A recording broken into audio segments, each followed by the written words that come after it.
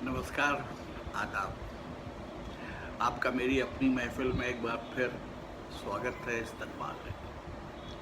जी हाँ, वही महफ़िल जिसमें मैं आजकल आपको सादत हसन मंटो के अफ़साने सुना रहा हूँ। अब चूँकि सादत हसन मंटो के अफ़साने ख़त्म हो रहे हैं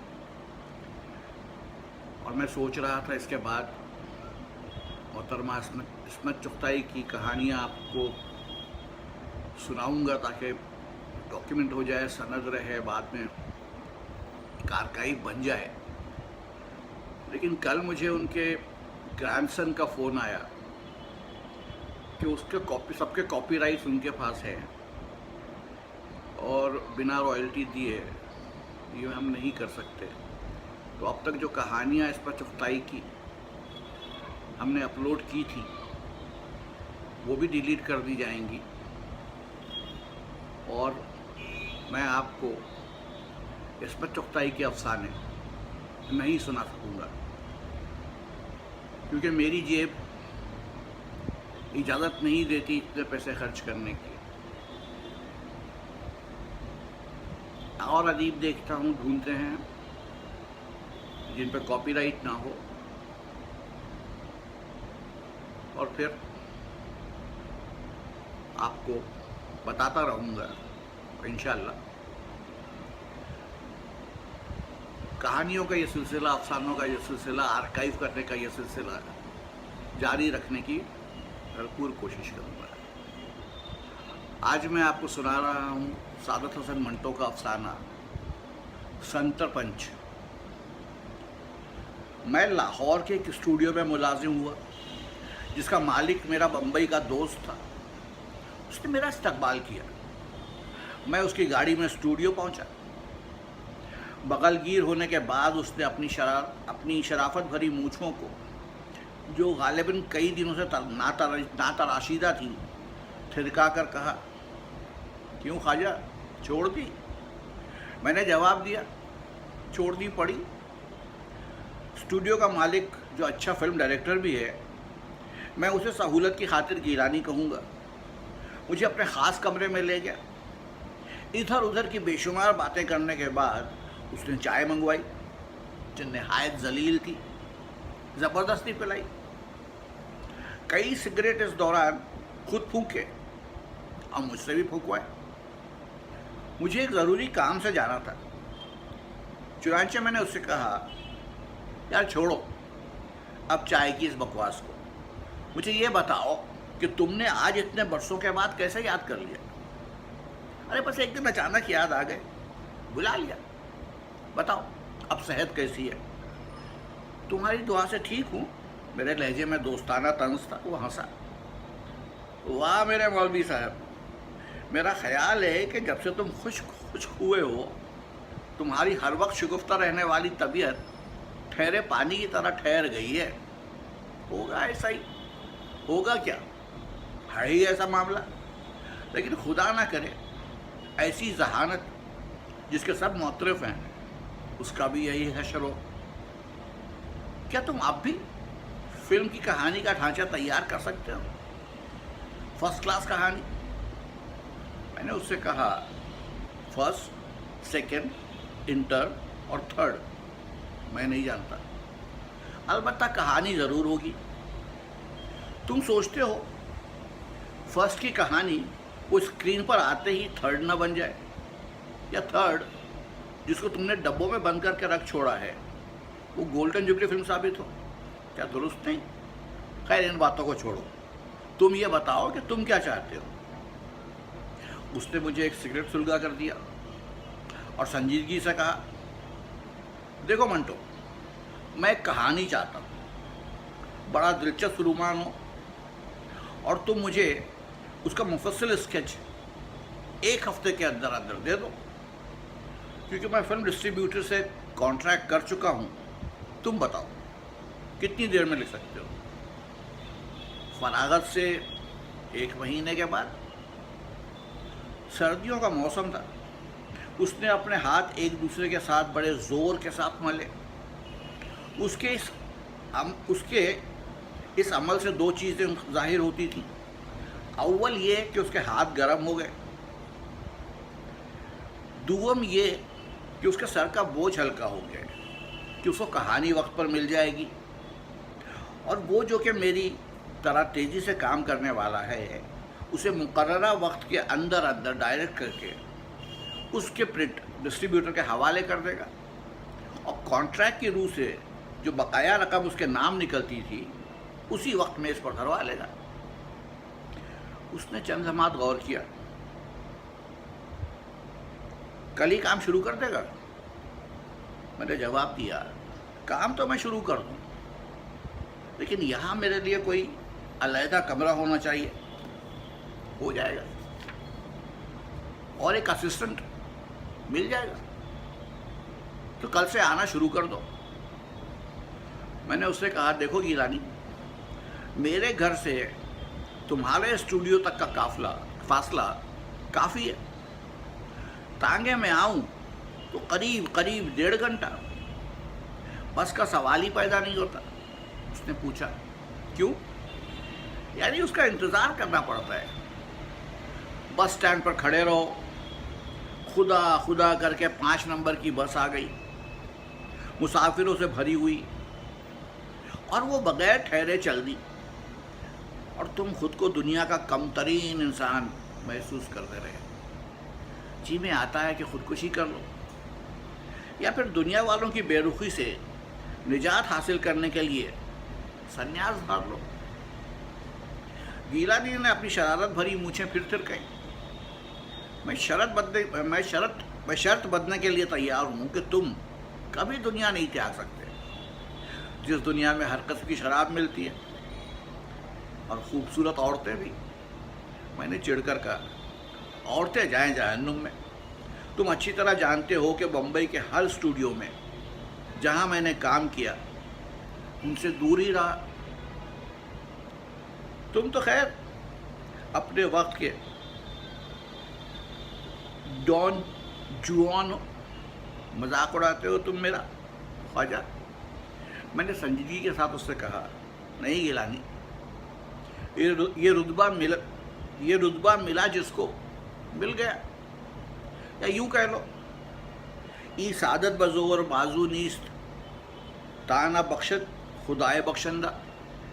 गिलानी मुस्कुराया, खुदाए बख्शंदा तो बड़े अरसे से तुम्हें मरहूम और मगफूर कर चुका है, तुम बख्शी हुई रूह हो।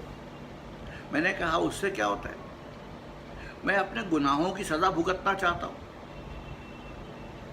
फलसफा मत बघारो यार, ये बताओ, क्या अभी तक तुम्हारे पास वो उर्दू का टाइपराइटर मौजूद है? मैंने कहा, अच्छा तो ये बताओ कि वो एक्ट्रेस जिसे तुमने कलकत्ता में शादी की थी अभी तक तुम्हारे पास मौजूद है? गीलानी ने फखरिया अंदाज में जवाब दिया, मौजूद क्यों नहीं होगी? गोया तुम्हारी नज़र में एक्ट्रेस और टाइपराइटर में कोई फ़र्क नहीं। मैंने उससे कहा, क्या फ़र्क है? एक फिल्म पर टाइप करती है, दूसरी कागज़ पर, दोनों किसी वक्त भी बिगड़ सकती हैं। गिलानी मेरी इन बातों से तंग आ गया था। आखिर मैंने उसको दिलासा दिया, यार ये सब मजाक था, तो मैं कल आ जाऊं? मेरा मतलब है तुम गाड़ी भेज दोगे? गिलानी सोफे पर से उठा, उसके साथ मैं भी। उसने कहा, हाँ भाई, कब चाहिए तुम्हें गाड़ी? कोई भी वक्त मुकर्रर कर लो, 9:30 बजे सुबह। ठीक है, तुम कागज़ वगैरह आज ही मंगवा लेना, ताकि मैं स्टूडियो पहुंचते ही काम शुरू कर दूं, और तुमसे उल्टा ना सुनूं कि देखो तुमने मुझे लेट डाउन कर दिया, मेरे इतने 1000 रुपये का नुकसान हो गया। गिलानी ने बड़े प्यार से कहा, क्या बकते हो यार, मैं तुम्हारी तबीयत से क्या वाकिफ़ नहीं? कभी कभी तुम डुबकी लगा जाया करते हो। मैंने उसको यकीन दिलाया, नहीं ऐसा नहीं होगा, तुम मुतमईन रहो। हाँ, मेरा टाइपराइटर यहाँ महफूज तो रहेगा। गिलानी की आदत है कि वो ज़रा सी बात पर चिढ़ जाता है। अरे महफूज नहीं रहेगा तो क्या गुंडे अगवा करने आ जाएंगे? अपने किसी आशिक के साथ तुम्हारी मशीन भाग निकलेगी? मैं बहुत हंसा। हंसते हंसाते हम दोनों ने स्टूडियो का चक्कर लगाया। उसके बाद उसने मुझे अलविदा कही और मैं उसकी गाड़ी में बैठकर रवाना हो गया। जहाँ पहुँचते ही मैंने टाइपराइटर की झाड़ पोंछ की, इसलिए कि एक मुद्दत से मैंने उसे इस्तेमाल नहीं किया था, क्योंकि फिल्मी कहानी लिखने का इस दौरान कोई मौका ही मैसर नहीं आया था। बिगड़ा हुआ मैकेनिक या मिस्त्री आर्टिस्ट बन जाता है। ये मेरा अपना ज़ाती इख्तरा करदा मुहावरा है। गिलानी शुरू में मैकेनिक था, बिगड़ कर वो आर्टिस्ट बन गया, पर वो मेहनती था। जब वो मिस्त्री था तो उसे ज़्यादा सहूलतें मैसर नहीं थी, लेकिन जब कैमरा कुली से तरक्की करता करता कैमरामैन बन गया तो उसने कैमरे के हर पेज के मुतालिक अपनी खुदादाद जहानत और जुस्तजू तलब तबीयत की बदौलत ये दरियाफ्त कर लिया कि उनका लोहे के इस चौकट्ठे में अपनी अपनी जगह क्या मसरफ़ है। कैमरे को वो उल्टा करता, कभी सीधा, कभी उसका गेट खोल कर बैठ जाता और घंटों उससे अपने मुख्तलिफ साइज़ के पेच पुर्जों के ज़रिए बोसो किनार में मशगूल रहता। फुर्सत के औकात यानी जब शूटिंग नहीं होती, वो अपनी साइकिल पर शहर पहुंचता और सारा दिन कबाड़ियों की दुकान पर सफ़ करता। उसको दुनिया के तमाम कबाड़ियों से मोहब्बत है और उनके कबाड़ खानों को वो बड़ी मुक़द्दस जगहें तस्वुर करता है। वो उन दुकानों में बैठकर मंसूबा तैयार करता रहता कि सिलाई मशीन का हैंडल जो बेकार पड़ा है, अगर लोहे के फला टुकड़े के साथ वेल्ड कर दिया जाए और उसके फला के अंदर छोटे पंखे जो नुक्कड़ वाली दुकान में मौजूद है लगा दिया जाए तो फर्स्ट क्लास धोखरी बन सकती है।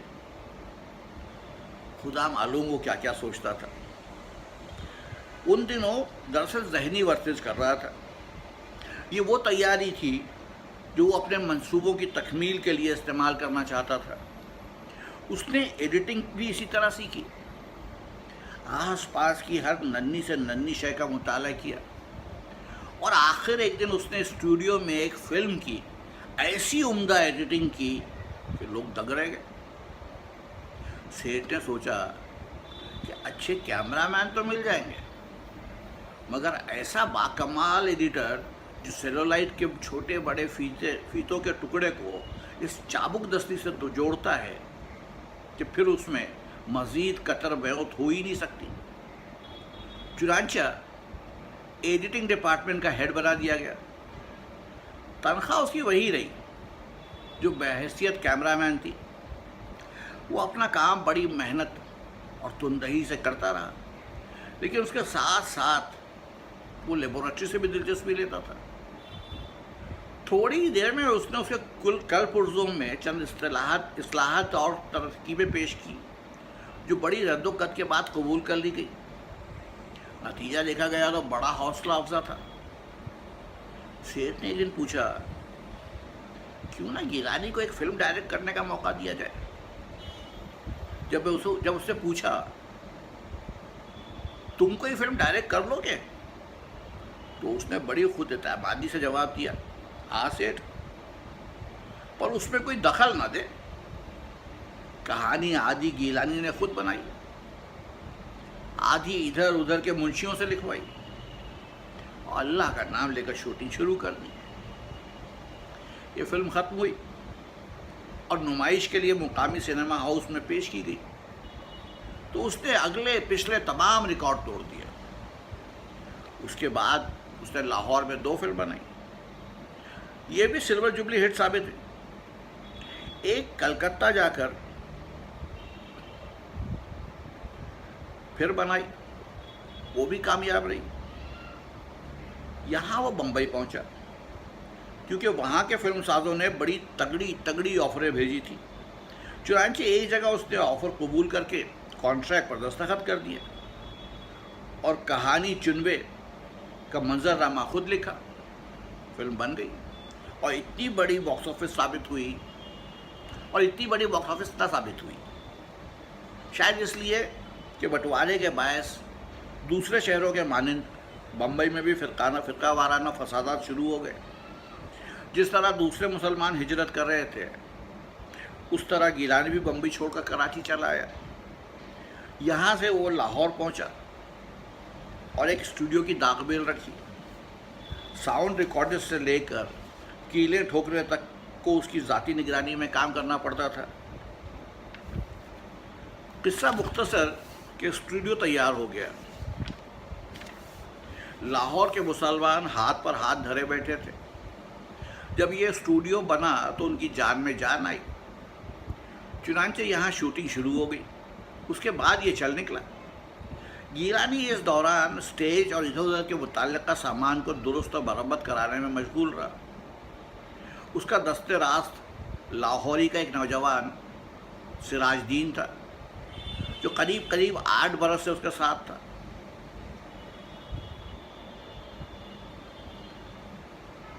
जो उसका करीब करीब 8 बरस उसके साथ था। उसने कहा, टाइपराइटर की वॉल ले जाकर दिखा लो।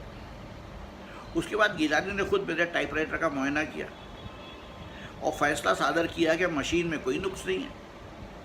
मगर सिराज अपने तजुर्बे के बलबूते पर मुसिर था। नहीं हुज़ूर, ये अब मरम्मत तलब हो चुकी है। बड़े और छोटे रोलर सब नए लगवाने पड़ेंगे। ओवरहॉलिंग होगी। इसका कुत्ता भी नाक़िस हो चुका है, वो भी बदलना पड़ेगा। तुम्हारी टांगों पर। आप मेरा मजाक ना उड़ाइए। अच्छा, खैर आप सही कहते हैं। ये कहकर वो अपने गंजे सर पर टोपी दुरुस्त करता चला गया। गिलानी ने अपना ख़ास टूल बॉक्स मंगवाया और मशीन के सब पुर्जे अलग अलग करके रख दिए। कोई पुर्जा पत्थर पर खिंचा, कोई रेगमाल पर, किसी के सरीश लगाई, किसी को तेल, और उनको दोबारा फिट करके फतेहबंदाना अंदाज में मेरी तरफ देखा और कहा, क्यों साहब, ठीक हो गई या नहीं? मैंने ऐसे ही कह दिया, हाँ अब ठीक है। गिलानी ने अपने पास खड़े असिस्टेंट को बुलाया। जाओ उस उल्लू के पट्टे एक्सपर्ट सिराज को बुला कर लाओ। चंद मिनट पर सिराज हाजिर हो गया। उसने मशीन चलाई तो 10-15 बार टप टप करने के बाद ही खामोश हो गई। सिराज ने गिलानी से कुछ ना कहा। थोड़े वक्फे के बाद गिलानी बड़े तहक्कुमाना लहजे में उसे मुखातिब हुआ। अच्छा, तुम इसे बनाओ, देखें तुम क्या तीर मारते हो। मुझे अपनी 15 साल अजीज मशीन की इस दुर्गत पर तरस आ रहा था, मगर अब क्या हो सकता था जब उसके इंजर पिंजर ढीले हुए और मेरी आंखों के सामने पड़े हुए थे। दूसरे दिन सिराज ने अपना टूल बॉक्स रिकॉर्डिंग में से मंगवाया और मेरी मशीन पर अपनी माहिराना सर्जरी शुरू कर दी। ज़रूरी पुर्जे निकाल कर उसने अलहदा रखे और बाकी हिस्से पेट्रोल में डाल दिए। अब उनकी चिता जलाने के लिए सिर्फ एक माचिस की तीली ही काफ़ी थी। मैं खामोश रहा, ये सब कुछ देखता रहा। कुत्ते के जबड़ों को एक प्लास के साथ जोर से पकड़ा और मेरी तरफ करते हुए बोला, लो देख लो। मैं ना कहता था कुत्ता काम नहीं कर रहा, इसका तो संतर पंच ही खराब है। संतर पंच? हाँ। और सिराज एक बार फिर उसका संतर पंच ठीक करने लगा। तो ये थी कहानी संतर पंच।